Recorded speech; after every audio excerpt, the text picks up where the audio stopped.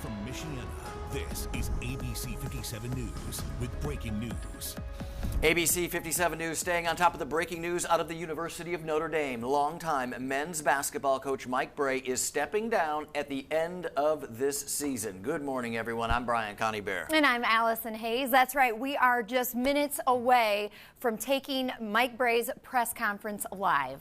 And it is an unexpected move, let's say. The university made the announcement just yesterday after Coach Brey had a chance to talk with his players after practice. That is the podium you are looking at right there. We will bring you Coach Brey's comments live as they happen. That's right. The 63-year-old has been with the Irish for 23 seasons, leading Notre Dame to the NCAA tournament 13 times.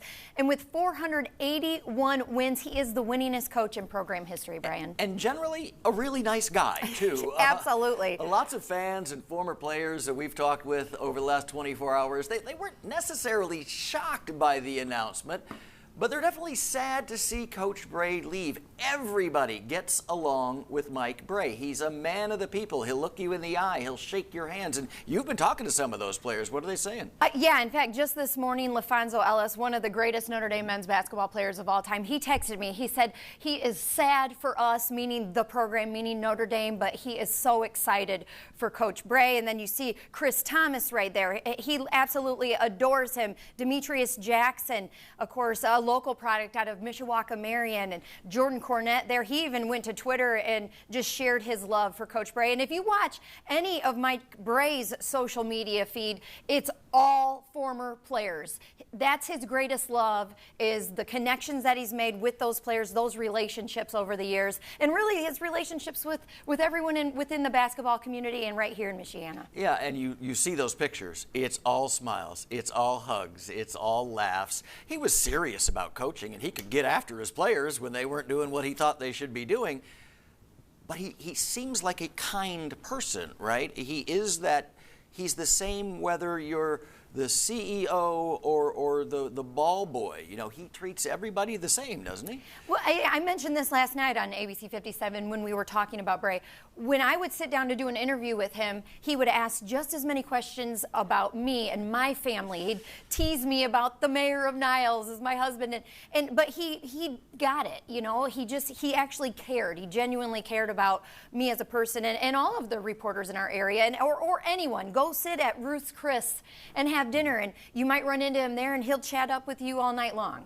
And not a lot of big-time coaches do that these days, right? I mean, they're kind of isolated. They kind of have a bubble around them of protection, and they don't want to let you in for fear of, I don't know, saying something wrong, making a mistake, making a headline. For sure. But that wasn't Mike Brey's style. I was fortunate enough to work with him at some of his charity events. He started something called the Men of Health, about heart health with the American Heart Association, raised a ton of money, had events at the university, on the floor at Purcell, and he was always just a personable, friendly guy who wanted to do good in the community, it appeared. Well, and he was always known as the loosest coach in college basketball, but really the most personable as well. I had an opportunity to set up a drum set on the court at Purcell Pavilion, and he literally played the drums for us in a private session.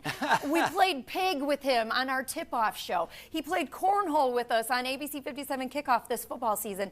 He's just a fun guy.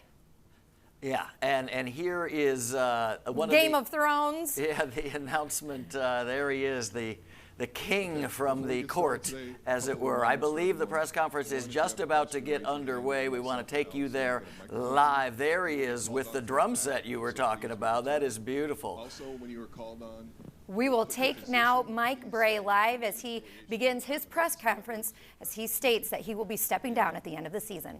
Coach Brey is the only one available today. Go ahead, Coach. Opening statement. So, I've got to step down to get the football press conference room? Yes, sir. It's unbelievable, man. I finally got over here. And, appreciate y'all being here. And it's not something that thinking about moving on to the next chapter is something I've thought about. Actually thought about it on the plane a little bit coming back from San Diego, because that may have been a good time, and But we had these seniors coming back. We had a heck of a young class coming in. And I said, let's go back to work and do it. But about a month ago, Jim and I spoke a little bit. And I said, Jim, you know, I think it's time for a new voice at Notre Dame. I've had 23 years. It's unbelievable. It's been amazing. But I firmly believe, you know, down the road it needs to be somebody else. And so let's really seriously talk about that. Jack and I talked about it this last week and felt now was the time to kind of do that. And you know, another thing before we open up for questions, I fully own 1-7 in the league right now. We are where we are, and we want to get running and get moving. It's amazing the lengths you will go to announce that you're leaving to beat the Jesuits. It's really amazing the stuff you'll pull off to try and get them. But having said that, let's take some questions, and we can talk about it all. All right, we will start down in front on your right. John Bryce. Hey, Mike. As you came to this decision over the last several months and even several weeks, what led you to know that now is the right time to not only step away but announce you're stepping away? You know, I think it can be a distraction, speculation, and what's going on? Is he coming back? Do they want him to come? You know, I just want our guys to try and focus and play. And my thought was, why don't we give some clarification to this thing right now and see if it helps our group and quite frankly, help Notre Dame, you know, that they can get into the process of getting a little bit of advance notice on the search. I'm fully available, and Jack and I have talked about helping get the next person. You know, I think that's a big responsibility for me to help hire the next right coach here. Notre Dame's all-time winningest coach, all the NCAA tournament appearances and accolades. What do you hope that people remember about your time at Notre Dame in addition to the wins? You know, when it comes down to, people have asked about legacy. With these seniors, and I so appreciate our guys here today, that'll be 72 young men that have come through and have finished their degree and have played for, and that's like 72 sons. And I certainly have heard from a lot of them in the last 24 hours. And those relationships are the key. Like, we've had some amazing wins and fun stuff. We've also had some disappointing losses and disappointing seasons. But it's like, it's about the guys and the relationships. And I'm looking forward to a reunion down the road when we can get a bunch of my guys back, because we got a lot of stories. Mike, Tom Noy, South Bend Tribune. You had talked as recently as October that maybe you wanted to go past 24, 25. What did you see, what did you sense in the weeks and the games that followed that kind of led you to believe, I don't know if it's going to last past this season? Yeah. You know, I think it's a cumulative effect when you look back to, here's, and you guys probably have the stats, from 2000 to 2017, we went to 12 NCAA tournaments. Am I right on that? I think 12. And since 2018, we've been to one. And that's how you're measured, man. And I felt we lost momentum. It was awesome to get us back last year, and that was an amazing experience to go and win 2 games in the NCAA tournament. And so as I looked at the big picture and looked moving forward, I just thought, I just think a new voice is needed. And so the accumulation of, you know, we missed with Bonzi and we're first team out. Karma's been kind of weird since then, let's be honest. And we've battled and we've fought and last year was awesome. And we did some things to do it. But, you know, that's, you know, you're measured by that, man. We all know what we signed up for in this profession. And so a little bit of, you know, cumulative of that. You've had struggles since, you mentioned that 17-18 season when it was just so difficult. Was it just the frustration with you in every time you've had the struggles before, you felt you could pull yourself out of it, you can pull this program out of it? The frustration this year was just, I don't know if I have the energy, the juice that you've talked about. I don't know if I have it to try and get it back to where you were as recently as last season. Yeah, no, I think that's a part of it. I mean, you know, you got the energy to finish with this group, and I want to finish with this group. Actually, these seniors, And we actually talked this summer a little bit, and I may have been talking to myself a little bit when we did it. I said, hey, guys, let's make one last run together. I may have used the phrase last dance after the let's make one last run together, because I may go out with you guys too. We had a really good freshman class coming in, love those kids, and you know, but there was a timing wise, and you know, when you're at a place 23 years, I mean, you can get some fatigue of the routine at the place you're at a little bit. It just is what it is. So as I thought about it a lot over Christmas, I just felt, you know, there just needs to be, it's time for a new person. And again, I'm kind of excited about my next chapter. I have no idea what the hell it's going to be, but I'm excited about that, and relocating probably somewhere else, and 23 South Bend winters probably been enough, and you know, so you know, I'm kind of excited about that too. Second row on your left. Tim Priester, Irish Illustrated. Mike, I just wondered what you thought through the years, what your end game would be, because you had some opportunities, perhaps other places. Maryland was near and dear to you. Yep. What kept you here, especially at a place where you always knew that football would be king? Yeah. You know, I think the kind of young men, and so appreciate my guys here today. You skip in class, by the way? Probably. You can't go on probation in grad school, though, can you? I got 6 graduates. Come on, man.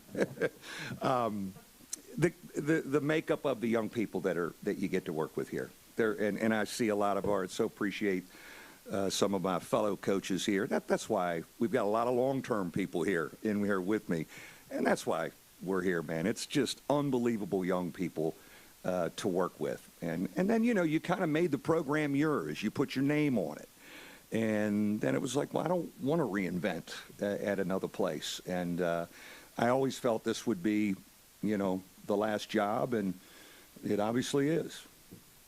Well, that leads me into my next question, which the press release was carefully worded as steps down as opposed to retiring. Yeah. Are you retiring from coaching? And with that, the press release also kind of indicated that there may be a role for you within the athletic department. Well, I think, you know, certainly retiring from coaching at Notre Dame, I wouldn't rule out being around young people and teaching and coaching again. I don't think I want to jump back into that next year, but you almost need time to think about it. One of the things Jack and I talked about that was very exciting, and Father John and I, was still being part of Notre Dame and helping and being part of things, and I would be honored to do that. You know, I've been so honored, man, and I know we got my fellow coaches here. You're out, you're around, and say, hey, you're the Notre Dame basketball coach. That's a hell of an honor for 23 years to be identified like that. So I would be really honored to work, and I think the first thing we need to work on is Jack and I getting the next great one here to keep us going. Second row in the middle. Mike, Chuck Freeby, WHME, WNDU. First of all, the highlight, what will you remember as the highlight of your 23 years? Well, you know, again, certainly when you win an ACC championship on Tobacco Road going through Duke and Carolina was pretty damn good, right? That was pretty good, and you know, those Elite Eights were great. But you know, there's also moments with your guys and different things, you know, when you're talking to them or going through stuff with them that are highlights that never become public and type of thing. But you know, certainly that. So it was our second year in the league, and we were able to win the tournament down there in their turf, and maybe we can get a little magic back in Greensboro when we go down there in 2 months. By the way, I'm sorry I didn't wear a mock turtleneck. I was looking for one today to try to throw back, but I don't think they make them anymore. I killed that. That said, as you look for the successor, presidents will often leave a note for their successor. What would you tell your successor? What advice? It's a great job. This is a great basketball job. It's got everything it needs. You know, we got that practice facility now, unbelievable support. You're playing in a great conference. It's a great coaching job, and then I'll recruit them from there. Down in the front. Or her. Never know. Down in the front on your left. Patrick Engel, Blue and Gold Illustrated. Mike, going off of that last question, I know the landscape in college basketball and college sports has changed a lot recently, but in the tenure, what have you learned about what's kind of the essential keys or things to win here and kind of the common threads of what's made the best teams here work? Yeah. Well, I mean, you know, we've really done it with guys that have high basketball IQ and skill set and skill level. You know, I think you can always work to get a little more athletic here. It's probably something we hear a lot. I think I hear it with football recruiting sometimes, you know, when I read some of their stuff. But we've kind of done it with guys that know how to play, older guys that are going to stick around and grow with you and grow up with you. That's kind of been the MO. I don't think that changes. Certainly adding transfers, our whole athletic department have picked those off at strategic times, and basketball certainly has those opportunities. And then, even though I know this was something you had discussed or thought about on the plane back from San Diego, but maybe what was the hardest part about coming to terms of why it made sense now and some of the stuff you touched on about since 2018 and maybe touched on at the Tuesday game? You know, and again, I think around Christmas when Jim and I talked, it's just an overall gut feel moving forward that I want to sprint like heck and finish this season. And then it was just time and you know, you do have some fatigue at a place, and I'm thinking, like, I think it's fair to everybody involved to be up front and let everybody know where we are, and the timing of this, again, I think helps. I think it helps on a lot of fronts. Front row all the way on your right. Hey, Mike, Pete Byrne, WSBT. When you took this program, You missed my opening press conference because you're getting married. I know. I still contend that your hire was the second most important thing to happen on this campus that day. I just remember that. Yeah. I outlasted you. My wife pointed that out, by the way. She's like, "We beat him. We find." That's a good one. It had been about 10 years since this program had been in the tournament when you took it over. I mean, your resume is what it is. How do you want to be remembered for your time here? Well, you know, it's funny. When I took the job in 2000, I really didn't know we hadn't been in 10 years. I knew there was a dip here at Notre Dame basketball, but I didn't know it till, you know, I really got out here, and that it was like, God, it's been 10? That's kind of amazing. And, you know, we got back 12 of 17. It was a pretty good run. We were getting there pretty regularly, and winning a game. And it's neat to say you get in, but then to win a game in the postseason too. And so that was always the thing. We got to get back. We got to get back in this thing. Can we be in regularly? Can we get in regularly? After Notre Dame had a 10-year drought, so that probably what moved me. And remember, in '99, I didn't make the cut. You know, I really tried to get the job in '99, and Bubba and Mike Wadsworth, God rest his soul, you know, hired Matt, and God love it, and thank God Matt left in a year. And Missy called me. I don't know if Missy's in here. She called me in my office and said, I'll never forget the call. She goes, you know, Coach, she was like sad sack, and she was like, well, you know, you probably wouldn't be interested. I said, Missy, I'm still interested. I think I'm a great fit. Where do I need to be? She said, you need to be in D.C. tomorrow at 8 o'clock. I said, I'm there. I will do it. So anyways, just some memories there. But, you know, being back in it, and that's why last year was important. And that's, you know, that gives you really your credibility as a program when you can be there pretty regularly. And you were pretty emotional after the Tuesday night game, and I'm sure all of this is going through your head at one time. What had the last couple of weeks been like, and what do you think these next 6 weeks are going to be like for you, and how will you handle that? Well, you know, we're working like heck to flip the script, man. We got nothing to lose. We're going to try and, you know, we want to win an ACC game on Saturday and then go on the road to NC State and and play it out. I think maybe it can clear some speculation and some heads up, and we can just move forward and play. And we're, as a staff, we're trying to figure out how to help our guys better. And it's not the first time we've been pushed up against the wall and trying to dig out of it. And it's motivating. And I think our guys are extremely motivated to do it. And we're all joined at the hip to do it, especially the seniors. Staying in the front all the way on your left. Mike over here. Seems like just yesterday we were talking about Todd Burlage, Blue and Gold Illustrated. We were just talking about Chris Thomas coming to town. I can't believe how long ago that's been now. You know, you fought through a lot.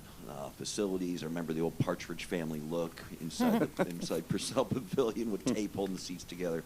What's kind of your level of pride when you look back at everything you've accomplished? You know, I think I've been pretty low maintenance, man. Just put your head down and work, and, you know, we don't have this or we don't have that, or, you know, we've just worked, man. And you know, when you're dealing with Boeheim and Calhoun and Jay Wright, I don't have time to fight people on campus. You know, I'm dealing with them year round, you know. So my feeling was, you know, everybody's going to do the best they can, and let's do it. I've been lucky with two administrators, Kevin White and Bo Jack, who, you know, what do you need? How can we help? And so my feeling has always been just work, keep your head down. The pit was great. I loved hiding in the pit back in the day. If those walls could talk, oh my God, those walls could talk. We're going to do last call for questions. Okay. Mike, Pete Sampson for The Athletic. The sport's changed, but this job's changed too. So, like, as you talk to Jack about who's next, like, what are the traits you think are most important for this job now?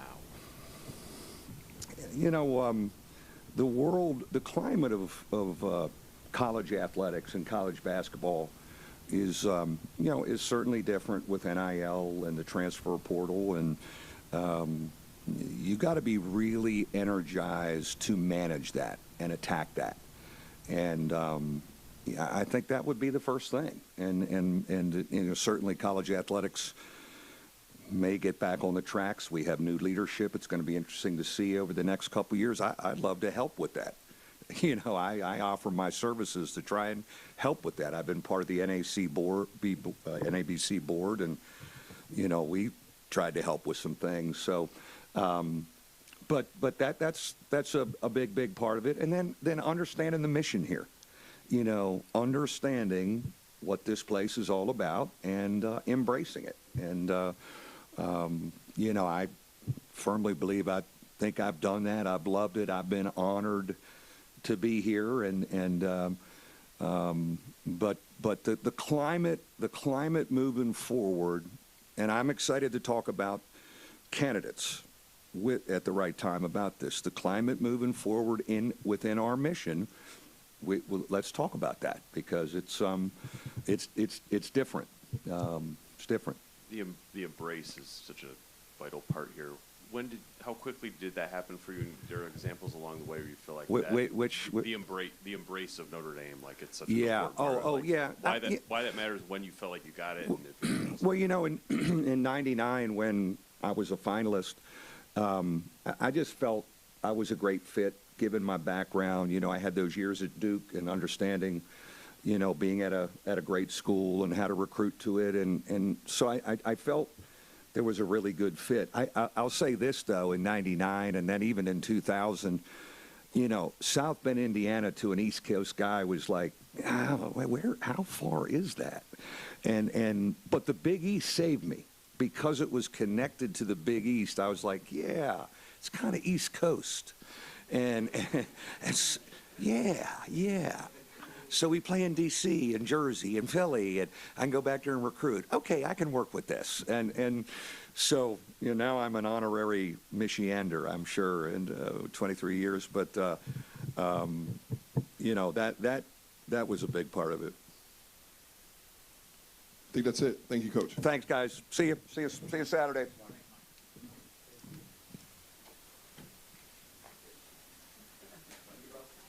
You're watching special live coverage here on ABC 57 News of Coach Mike Brey's press conference formally announcing he is leaving the University of Notre Dame Fighting Irish basketball program after 23 years, the winningest basketball coach in men's history at the university. And we've talked so much about that personality and how likable he is and how much he connects. And we saw it right there on display. I mean, that's a tough press conference to have, but he had a lightness about him.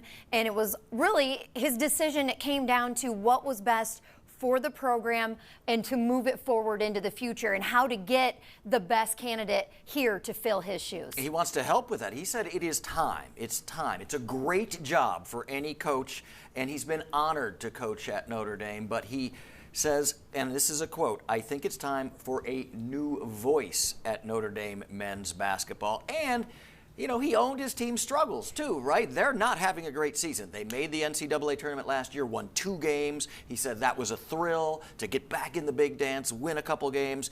But he says, I fully own the 1-7 record in the league this season. And he takes the blame himself. He doesn't try to shift it to the players, to assistant coaches, to the university, the AD.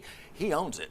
Well, and we've seen some of those frustrations for him this season, the emotions starting to come out, and he's getting to that point where now he can just be loose like he's always been known for and enjoy this end now to his career at Notre Dame. And hopefully it lightens the mood for his players as well. Yeah, takes a little pressure off maybe, right. And he says would be honored to continue working for the university. He wants to help find the next coach to fill his own shoes on the sidelines. Stay with ABC 57 News throughout the day today for continuing coverage of Mike Brey leaving Notre Dame right here on ABC 57.